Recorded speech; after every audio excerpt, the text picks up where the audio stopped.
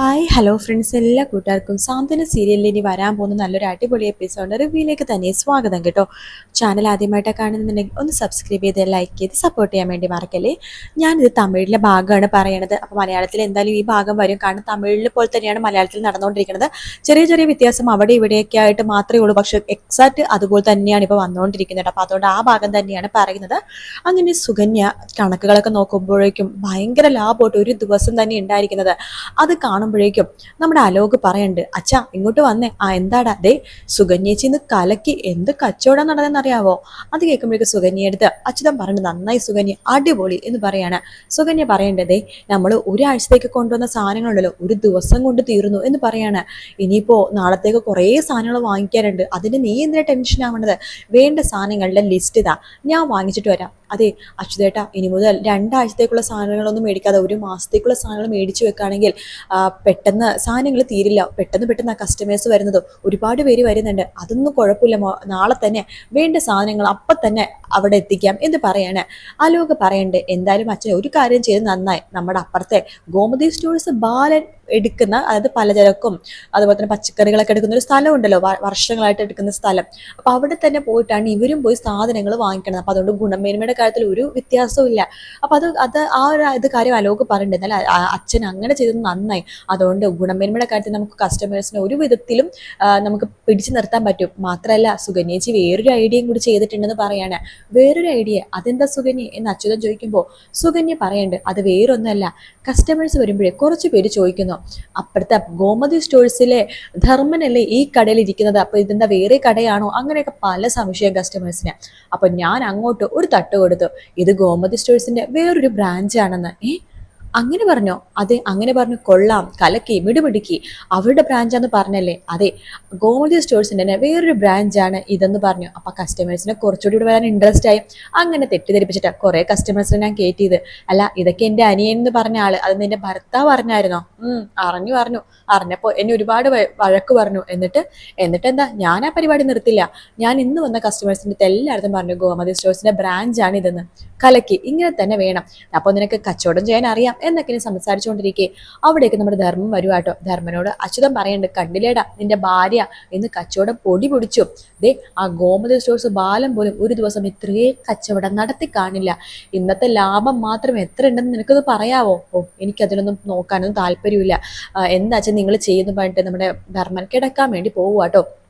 പിറ്റേ ദിവസം രാവിലെ ആകുമ്പോഴേക്കും കടയിൽ ഒരാൾ മാത്രമേ സഹായിക്കാൻ വേണ്ടിയുള്ളൂ കേട്ടോ. അപ്പോൾ വരുന്ന കസ്റ്റമേഴ്സിനെയൊക്കെ നമ്മുടെ സുകന്യയും സാധനങ്ങളൊക്കെ എടുത്തു കൊടുക്കണ്ട. അവിടേക്ക് അലോക് വരുവാണ്. അലോക് ചോദിക്കണ്ടേ, എങ്ങനെയുണ്ട് സുകന്യച്ചി ഇന്നത്തെ കച്ചവടം? ഇന്നും പൊടി പൊടിക്കുന്നുണ്ടോ? അതേടാ, ഇന്ന് നിന്ന് തിരിയാൻ പോലും സമയമില്ല, കസ്റ്റമേഴ്സ് വന്നുകൊണ്ടേയിരിക്കുകയാണ്. നമ്മുടെ അപ്പുറത്തെ സ്ഥലത്തെ കസ്റ്റമേഴ്സ് പോലും ഇവിടേക്ക് വരുന്നുണ്ട്. എനിക്ക് തോന്നണം നമ്മുടെ ഈ സ്ഥലത്തെ എല്ലാവരും ഈ കടയിലേക്കാണ് ഇപ്പോൾ വരുന്നതെന്ന്. അല്ല ചേച്ചി, എന്നിട്ട് ഇപ്പം എവിടേക്കാണ് പോണത്? അതോ ഞാൻ കുറച്ച് സാധനങ്ങൾ കൊടുക്കാൻ വേണ്ടി പോകുക. ചേച്ചി ഡെലിവറിയും തുടങ്ങിയോ? പിന്നല്ലാതെ എന്ത് ചെയ്യാൻ പറ്റും, സഹായത്തിന് ഒരാൾ മാത്രമല്ലേ ഇവിടെ ഉള്ളൂ. സാധനങ്ങൾ വീട്ടിലെത്തിച്ചു കൊടുക്കാന്ന് ഞാൻ പറഞ്ഞതല്ലേ. 2-3 ഡീറ്റെയിൽസ് വന്നിട്ടുണ്ട്. തൊട്ടടുത്ത സ്ഥലം തന്നെയാണോ, 1-2 കിലോമീറ്റർ വ്യത്യാസമേ ഉള്ളൂ.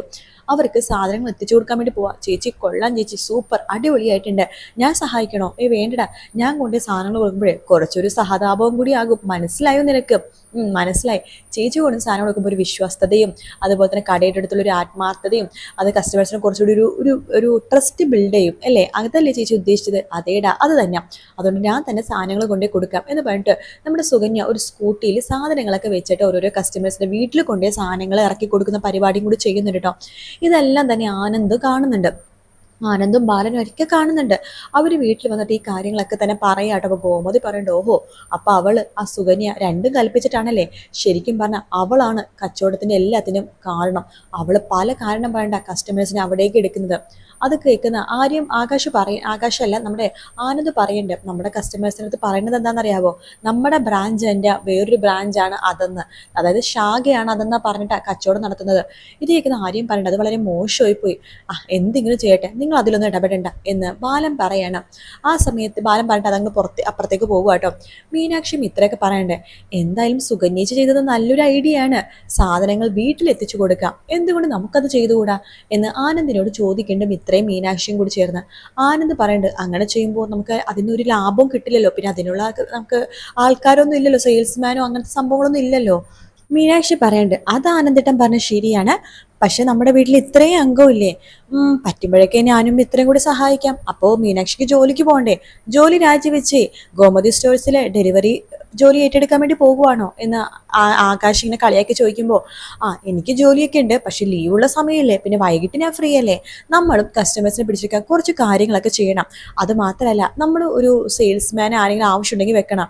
അപ്പൊ ആനന്ദ് പറഞ്ഞിട്ട് ഇപ്പൊ ഞാൻ ഈ കടയിലുണ്ടല്ലോ, അത് ശരിയാ, പരമാവധി നമ്മൾ ആളുകളുടെ വീട്ടിൽ കൊണ്ട് ഡെലിവറി ചെയ്യണം. അത് നല്ലൊരു ഐഡിയ ആണ്. ഓൾറെഡി ഈ കാര്യം നേരത്തെ തന്നെ മിത്ര പറഞ്ഞിട്ടുണ്ടായിരുന്നല്ലോ അച്ഛനോട്.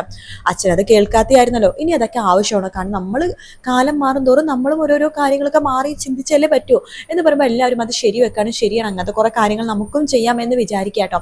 അങ്ങനെ പിറ്റേ ദിവസം ആകുമ്പോഴേക്കും സുകന്യ നോക്കുമ്പോൾ കസ്റ്റമേഴ്സ് കുറച്ച് പേര് കുറവാണ് കേട്ടോ ആ ദിവസം വരുന്നത്. രണ്ട് ചേച്ചിമാർ അപ്പുറത്തേക്ക് നടന്നു പോണ കിറ്റൊക്കെ ആയിട്ട് കവറൊക്കെ ആയിട്ട് നടന്നു പോണ കാണുമ്പോൾ സുകന്യ വേഗം തന്നെ ആ ചേച്ചിയുടെ അടുത്തേക്ക് പോകുന്നുണ്ട്. ചേച്ചി നിങ്ങൾ എങ്ങോട്ടേക്കാണ് പോണത്? ഞങ്ങൾ ഗോമതി സ്റ്റോഴ്സിലേക്ക് പോവാ. അയ്യോ ചേച്ചി എന്തിനാ ആ സ്റ്റോറിലേക്ക് പോണത്? ഇതേ ഇന്ദിര സ്റ്റോറിലേക്ക് പോവാ, നിങ്ങൾക്ക് വേണ്ട സാധനങ്ങളൊക്കെ ഇവിടെയുണ്ട്. അയ്യോ ഞങ്ങൾ വർഷങ്ങളായിട്ട് ഗോമതി സ്റ്റോഴ്സിൽ നിന്ന് സാധനങ്ങളൊക്കെ എടുക്കുന്നത്, മല്ലിപ്പൊടിയും മുളക് പൊടിയൊക്കെ അവിടത്തെയാണ് നല്ലത്. അതൊക്കെ കറിയിലിടുമ്പോൾ ഒരു പ്രത്യേക ടേസ്റ്റാണ്, മായം ചേർക്കാത്തത് കൊണ്ടിട്ടേ, അതുകൊണ്ട് ഞങ്ങൾ അവിടെ തന്നെ വാങ്ങിച്ചോളാം. സുകന്യ പറയണ്ട്, എൻ്റെ ചേച്ചി അവിടെ ബാലേട്ടൻ എവിടെ നിന്നാണോ സാധനങ്ങളൊക്കെ എടുപ്പിക്കണത് അവിടെ തന്നെയാണ് ഇവിടെ ഈ കടയിലേക്കുള്ള സാധനങ്ങളും എടുക്കുന്നത്. അറിയാലോ ബാലേട്ടൻ്റെ അളിയൻ ധർമ്മനാന്റെ കടയാണ് ഈ കട. അപ്പൊ അതുകൊണ്ട് രണ്ടും ഒരേ കടയായിട്ട് തന്നെ വിചാരിച്ചാൽ മതി. ഈ കട പുതിയ കട ആയതുകൊണ്ട് 500 രൂപയ്ക്ക് സാധനങ്ങൾ എടുത്തു കഴിഞ്ഞാലേ നിങ്ങൾക്ക് 1 കിലോ പഞ്ചസാര ഫ്രീ, 1000 രൂപയ്ക്ക് സാധനങ്ങൾ എടുക്കുകയാണെങ്കിൽ 1/2 കിലോ വെളിച്ചെണ്ണ ഫ്രീ. അതുപോലെ തന്നെ പൈസയും കുറവ്, കാര്യങ്ങളും ഗുണമേന്മയും കൂടുതലേ. അപ്പൊ അതുകൊണ്ട് നിങ്ങളൊന്ന് ഈ പ്രാവശ്യം ഇവിടെ നിന്ന് ട്രൈ ചെയ്ത് നോക്കാൻ വേണ്ടി പറയണത്. ശരി, അങ്ങനത്തെ അത്രയും സമ്മാനങ്ങളൊക്കെ ഉണ്ടെങ്കിൽ ഇവിടെ നിന്ന് മേടിക്കാം എന്ന് ആ ചേച്ചിമാരും വിചാരിക്കുകയാണ്. അപ്പൊ ഇതൊക്കെ കണ്ട് നമ്മുടെ ധർമ്മൻ അന്താളിച്ച് നിൽക്കുക കേട്ടോ. അങ്ങനെ നമ്മുടെ സുകന്യ നോക്കുമ്പോഴേക്കും ആ ചേച്ചിമാരെ കൊണ്ട് 1000 രൂപയ്ക്ക് സാധനങ്ങൾ മേടിച്ചു, 1/2 കിലോ എണ്ണ കൊടുക്കാനായിട്ട്. എന്നിട്ട് അവർക്ക് എണ്ണ കൊടുക്കുന്നുണ്ട്. ചേച്ചി പറഞ്ഞ ഫ്രീ ഐറ്റം അതിൽ വെച്ചിട്ടുണ്ട് കേട്ടോ. ശരി എന്ന് പറഞ്ഞിട്ട് ഞങ്ങൾ ഇനി എപ്പോഴും ഇവിടെ തന്നെ വരാമെന്നിട്ട് ആ ചേച്ചിമാർ അവിടെ നിന്ന് പോവുകയാണ്. ആ സമയത്ത് നമ്മുടെ അലോക് പറഞ്ഞിട്ട്, കണ്ടില്ല ധർമ്മമാമ, ഒരൊറ്റ ഒരു 5 മിനിറ്റ് കൊണ്ട് നമ്മുടെ സുകന്യേച്ചി 2000 രൂപയുടെ കച്ചവടമാണ് നടത്തിയിരിക്കുന്നത്.